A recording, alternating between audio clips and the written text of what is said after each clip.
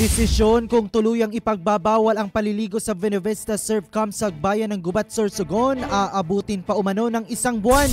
Brigada Rex Rabino, ibrigada mo. Brigada Live Report.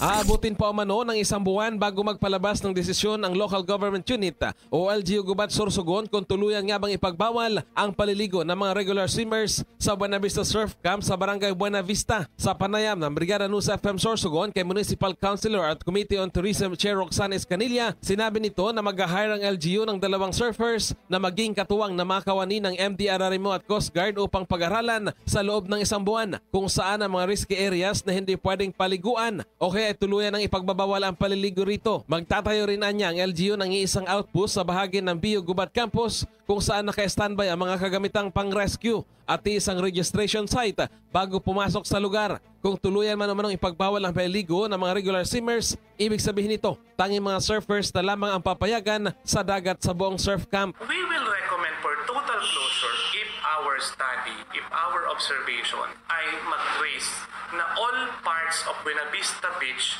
is risky for regular swimmer. In the heart of changing lives, ito si Brigada Rex Sabino ng 101.5 Brigada News FM Sorsogon, the News Authority.